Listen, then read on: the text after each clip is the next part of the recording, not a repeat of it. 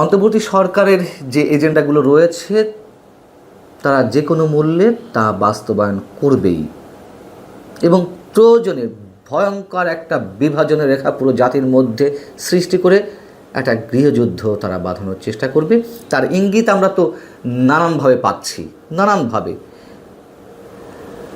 এবং তারই এক ধরনের একটা প্রতিধ্বনি আমরা শুনতে পেলাম শনিবার রাজধানীতে একটি অনুষ্ঠানে অ্যাটর্নি জেনারেল মোহাম্মদ আসাদুজ্জামানের কণ্ঠে। তিনি বিশাল একটা বিপ্লবী বাণী দিয়েছেন। তার বক্তব্যটা একটু ছোট্ট করে শোনায় আগে।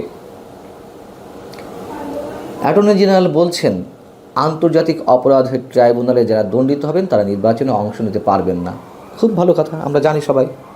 এবং দণ্ডিত করার প্রক্রিয়া, বিচারিক প্রক্রিয়া, তাদের পক্ষ থেকে কীভাবে কী করা হয়েছে তাও কম বেশি আমরা জানি।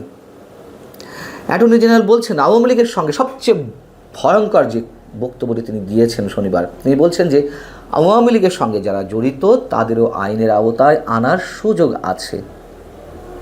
তার মানে কি? সুযোগ যেহেতু আছে, আইনের আওতায় আনা হবে। আচ্ছা, পরে আসছি বিষয়ে। রাজনৈতিক দ্বন্দ্ব থাকলেও আওয়ামী লীগের বিরুদ্ধে সব দল ঐক্যবদ্ধ। মানবতা বিরোধী অপরাধের দল হিসেবে আওয়ামী লীগের বিচার করা যাবে। তার মানে বিচার করবে, নিঃসন্দেহে একটা বিপ্লবী বাণী। কিন্তু আওয়ামী লীগের সঙ্গে যারা জড়িত তাদের সবাইকে বিচারের আওতায় আনা যাবে, আনার সুযোগ রয়েছে, এই কথার অর্থ কী? এমন আইন কোথায় বাংলাদেশের? যারা গুম, খুন, দুর্নীতি, লুটতরাজ, টাকা পাচার ইত্যাদি ইত্যাদির সঙ্গে জড়িত তাদের সবার বিচার হোক, কেউ তো আপত্তি জানাচ্ছে না। কিন্তু আওয়ামী লীগের সঙ্গে জড়িত তার মানে কি? কত কোটি মানুষের বিচার তারা করতে চায়। এই নতুন তত্ত্ব কোত্থেকে হাজির করলেন অ্যাটর্নি জেনারেল সাহেব? দেখুন, যে হিসাবটা দিতে চাচ্ছি এটি অনেকবার দেওয়া হয়েছে এর আগে, তারপরও একটু শোনায় আলোচনার জায়গা থেকে। আওয়ামী লীগের ভোট ব্যাংক কত ছিল, মানে কত ভোটার ছিল? 35 থেকে 40%। আওয়ামী লীগের জনপ্রিয়তা কমেছে, যদি ধরেও নেই কত শতাংশ কমবে? 35-40 থেকে 30-25 আছে তো।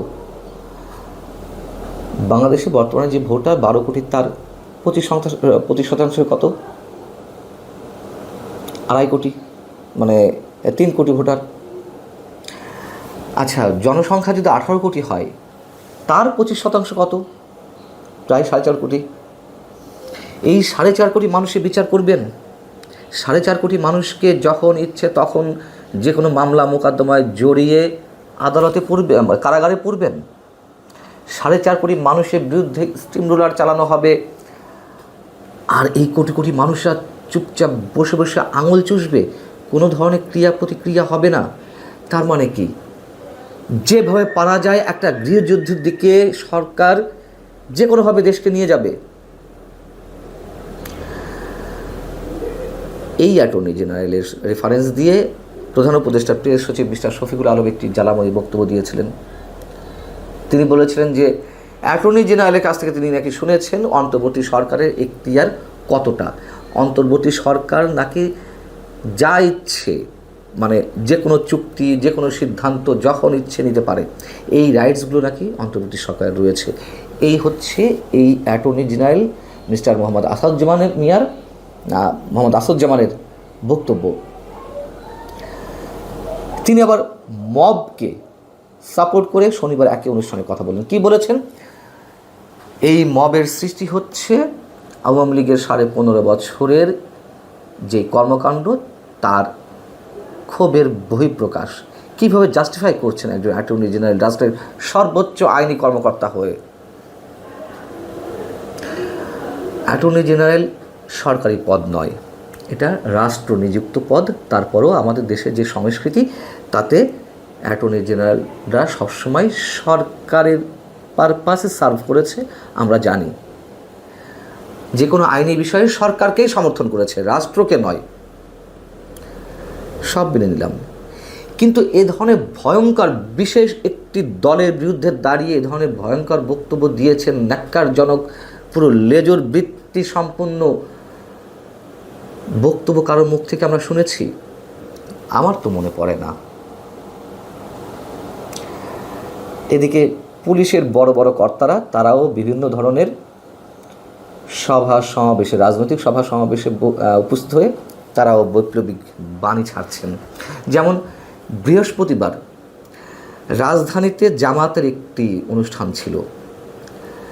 রাজধানীর আজিমপুর এলাকায় ঢাকা 7 আসনের জামাতের সংসদ সদস্য পদপ্রার্থী হাজী এনায়েত উল্লাহর উদ্যোগে এই সমাবেশটি ছিল।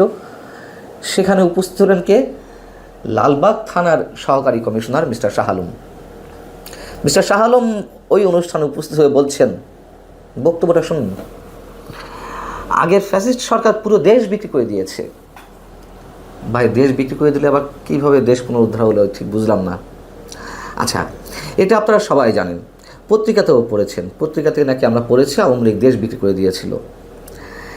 এখন একটা সুযোগ এসেছে দেশের জন্য কাজ করার। আপনারা এলাকায় কাজ করবেন, কর্মীর সংখ্যা বাড়াবেন। মানুষটা হচ্ছে সরকারি চাকরিজীবী, পুলিশের ঊর্ধ্বতন কর্মকর্তা, তিনি জামাতের কর্মীর সংখ্যা বাড়াতে বলছেন। আমরা পুলিশ আমাদের জনগণের সঙ্গে সম্পৃক্ত হতে হবে, দেশপ্রেমিক জনগণের সঙ্গে আমরা কাজ করব। এখন একটা সুযোগ এসেছে ভোট বিপ্লবের। সরকারি চাকরি বিধি অনুযায়ী কোনো সরকারি কর্মকর্তা কোনো রাজনৈতিক দলের সভা সমাবেশে উপস্থিত হয়ে এ ধরনের বক্তব্য দিতে পারেন না, সহজ কথা, আমরা সবাই জানি। এবার এটি আওয়ামী লীগের সময় আমরা দেখেছি অনেক বড় বড় পুলিশ কর্মকর্তা তারা আওয়ামী লীগের বিভিন্ন জনের সভা সমাবেশে উপস্থিত হয়ে এই ধরনের কথা বলেছেন। আর এখন তো তারা বলবেই। কেন বলবেন? প্রতিনিয়ত যে মবের সৃষ্টি হচ্ছে, জানে বাঁচার তো একটা পথ তৈরি করতে হবে। মবের শিকার হয়ে যেভাবে পুলিশ কর্মকর্তারা সহ সরকারি কর্মকর্তাদের চাকরি যাচ্ছে, চাকরিটা তো বাঁচাতে হবে। এই হচ্ছে অন্তর্বর্তী সরকারের সময়কার কাজ। এগুলো চলছে, এগুলো চলবে, আরও ভয়ঙ্কর রূপ ধারণ করবে। এবং সবশেষে আবারও একটু আমরা আমাদের অ্যাটর্নি জেনারেল মিস্টার আসাদুজ্জামানের প্রতি শ্রদ্ধা জ্ঞাপন করতে চাই। শ্রদ্ধা জ্ঞাপন করে বিনয়ের সঙ্গে প্রশ্ন রাখতে চাই, মানুষ এতটা নিচে নামতে পারে সরকারি পদ পদবি বা রাষ্ট্রীয় পদ পদবি রক্ষার জন্য?